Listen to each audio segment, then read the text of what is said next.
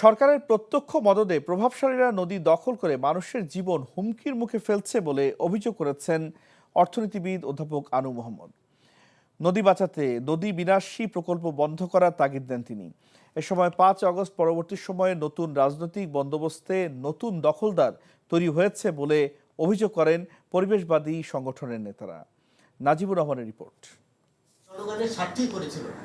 রাজধানীর প্রেস ক্লাবে দেশের নদ নদীর বর্তমান ও ভবিষ্যৎ শীর্ষক আলোচনায় অংশ নেন বিভিন্ন সামাজিক ও পরিবেশবাদী সংগঠনের নেতারা।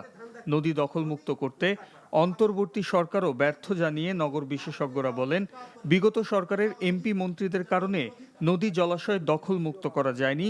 সে ধারাবাহিকতায় অন্তর্বর্তী সরকারের ভূমিকাও প্রশ্নবিদ্ধ।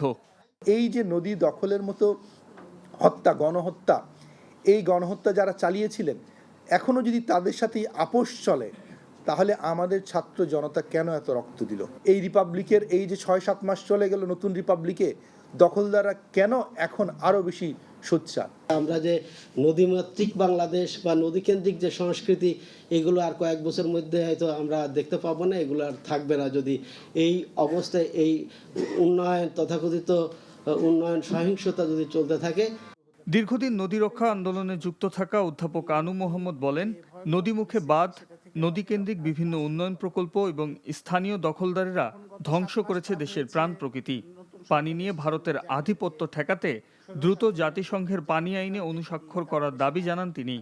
তার মানে একটা হচ্ছে ভারত, আর একটা হচ্ছে বাংলাদেশের সরকার নিজে, আর তৃতীয় হচ্ছে যে ক্ষমতাশালী যে সমস্ত বিভিন্ন কোম্পানি কিংবা বিভিন্ন ব্যক্তিবর্গ, তার মধ্যে আগে এমপি মন্ত্রী তারা ছিল, এবং বড় বড় ব্যবসায়িক সংস্থা যারা এই নদীর দখল এবং দূষণের প্রধান ভূমিকা পালন করছে। এই সরকারের প্রধান করণীয়, 1 নম্বর করণীয় হচ্ছে ওই জাতিসংঘের যে আইন আছে, সেই আইনে, যে পানি আইন, সেই আইনে অনুস্বাক্ষরের প্রয়োজনীয় ব্যবস্থা গ্রহণ করা। জাতীয় নদী রক্ষা কমিশনকে শক্তিশালী করতে অন্তর্বর্তী সরকারের প্রতি আহ্বান জানান পরিবেশবাদী সংগঠনগুলো। এই নদী। Najibur Rahman, NTV news, Dhaka. এই ঈদে জামা জুতো অ্যাক্সেসরিজের ডিসকাউন্ট।